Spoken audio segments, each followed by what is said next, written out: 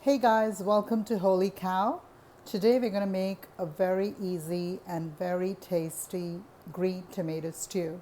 This is a great use for those green tomatoes you might have left over from your end of summer haul, and it comes together in literally minutes.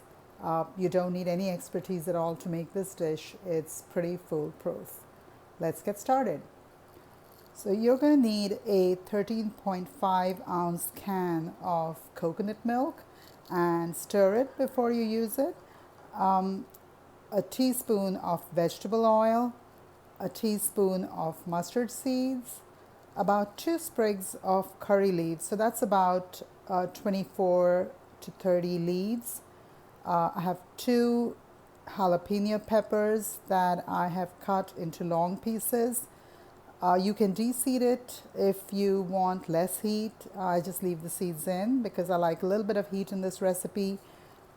There's a teaspoon of coriander powder and half a teaspoon of turmeric.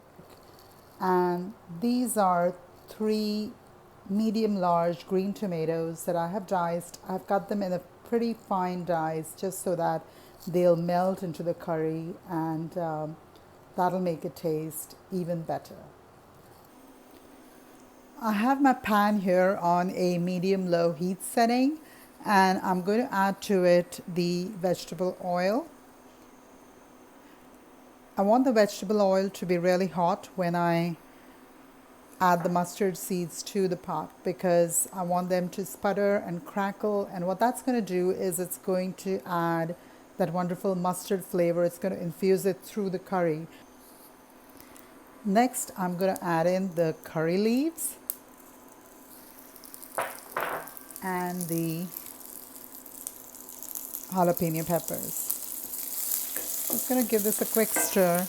I like letting the curry leaves hang out in the oil for a bit. What this does is it cooks them a little bit, crisps them up a little bit, and that way when you eat them they just sort of melt in your mouth rather than seem like big leaves that you're eating.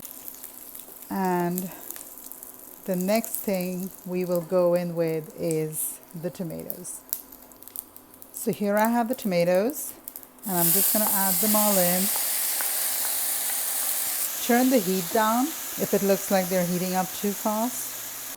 I like to add a little bit of salt when I add in the tomatoes, and what that does is it just helps the tomatoes express their juices a little faster. So add a bit of salt. You can add as little or as much as you want to. One of the great things about this stew is that it's so creamy and tangy, and it has the spices in it. You don't really need a whole lot of salt, and it's also creamy with that coconut milk, and it has the sweetness of coconut milk. So now we're just going to put a lid on and let this the tomatoes express down. As the tomatoes begin to express their juices, add in the turmeric and the coriander powder.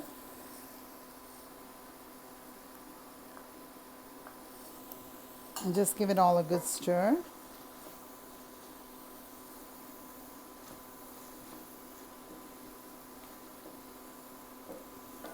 The turmeric and the coriander powder will cook as the tomatoes cook. And one rule of thumb to remember with turmeric is to never add too much to your dishes. People, after finding out the great antioxidant properties of turmeric, just wanted to add it to everything, and that's understandable. It is really a bit of a miracle spice. But the thing with turmeric to also remember is that it is very bitter. So if you add too much of it to the recipe, it's going to just overwhelm those flavors, and then all you're going to taste is the bitterness of the turmeric, which is not going to be a very happy experience. So you'll find that in most Indian recipes, cooks use no more than 1/4 to half of a teaspoon of turmeric at a time.